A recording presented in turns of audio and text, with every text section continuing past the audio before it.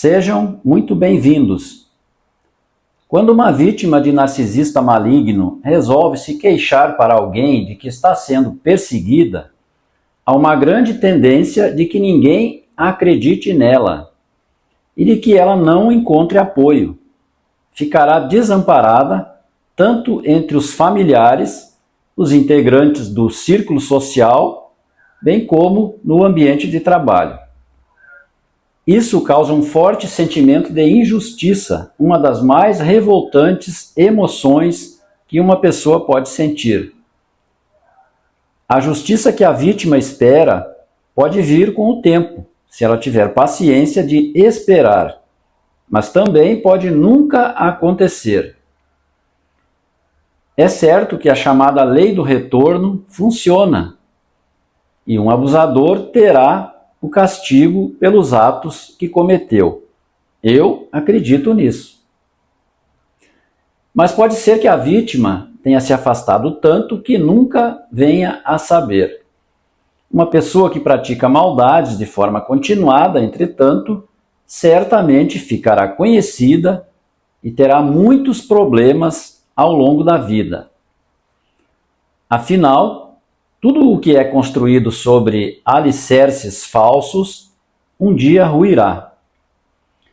Mas durante o ápice de um ciclo de abuso narcisista, será difícil encontrar quem dê atenção à narrativa da vítima.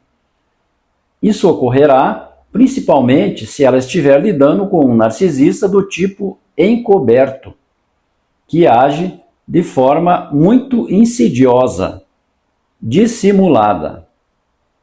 Ao contrário do tipo grandioso ou exibicionista, que faz questão, pelo menos até certo ponto, de que as pessoas saibam de suas proezas e vitórias. A primeira razão pela qual ninguém se dispõe a ouvir a vítima se deve ao fato de que em público o narcisista é perfeito. Uma das características marcantes de um narcisista é a exibição de uma falsa máscara social, a qual ele procura manter a qualquer custo. Assim, há muitos narcisistas que são monstros dentro de casa, mas na igreja são adoráveis pregadores. Há pais, mães e irmãos que são idolatrados pela vizinhança, porém temidos pelos parentes com os quais convivem, os quais, quando em sua presença, têm que andar pisando em ovos. A máscara, assim, se torna um adereço muito difícil de derrubar. A segunda razão para o descrédito da vítima é que não bastasse o narcisista apresentar duas personalidades, o que o seu alter ego maligno executa é tão absurdo que se torna inacreditável. São atitudes como, por exemplo, manipular e usar terceiros para dar recados, jogar no ar informações para que sejam levadas aos ouvidos da vítima, dando a entender, falsamente, que há outras pessoas contra ela. Relembrar fatos desagradáveis ou fazer falsas acusações, ou ainda fazer campanha difamatória, supervalorizando gafes e deslizes. Perseguir, acionando constantemente os chamados gatilhos emocionais da vítima. Posicionar objetos cujo significado encerra mensagens ocultas. A terceira razão se refere ao fato de que a disputa e o assédio do narcisista são ocultos. Somente ele e a vítima têm conhecimento de que há uma guerra suja em andamento, uma guerra secreta. Um componente dos jogos mentais que um narcisista pratica é justamente estabelecer uma comunicação invisível que só os dois entendem.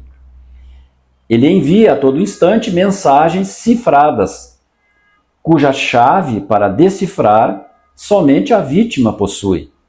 Ele a adestra para isso.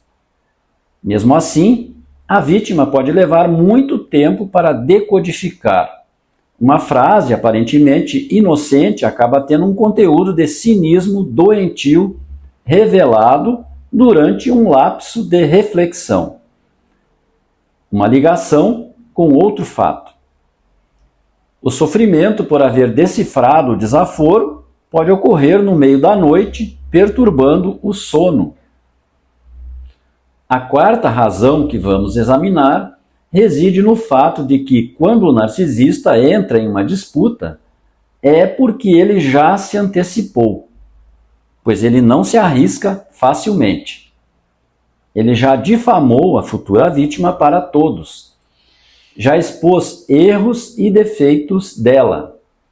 No mínimo, dirá que ela está desequilibrada, artifício muito comum nesses casos.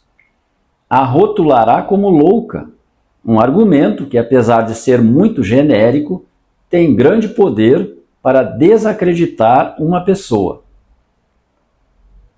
A quinta razão diz respeito ao fato de que o narcisista, por praticar suas ações desde a infância, tornou-se um hábil manipulador.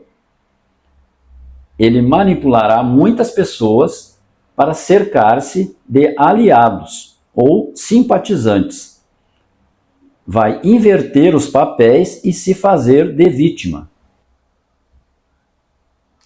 Para ouvir a real vítima, restariam somente aquelas pessoas que não gostam de conflitos e não querem se envolver, preferem silenciar. Estas são as designadas pelos terapeutas como facilitadores. Podem até saber o que está acontecendo, mas muitas vezes temem até que o problema se volte contra elas.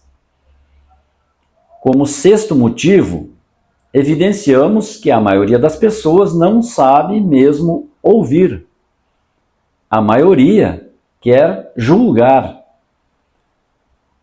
Dirão que se a vítima está passando por esse problema é porque ela deve ter cometido algum erro grave no passado e agora está pagando.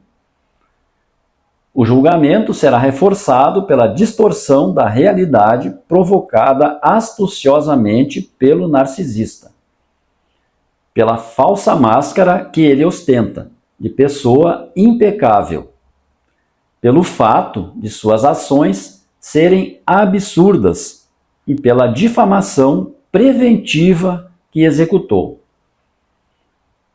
Na parábola bíblica do bom samaritano há uma lição que nem sempre é percebida. Ela não está no cuidado que o samaritano teve com o homem que encontrou caído, nem nas moedas com as quais pagou a hospedagem, mas no fato de que nada perguntou que pudesse levar a um julgamento. Grande parte das pessoas imediatamente julga e condena, sem sequer ouvir muito bem.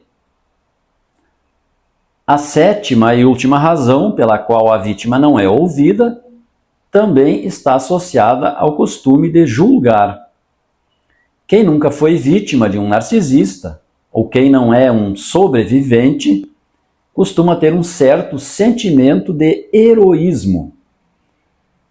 Muito provavelmente pensará ou dirá abertamente para a vítima a seguinte frase: "Se é comigo, isso não aconteceria."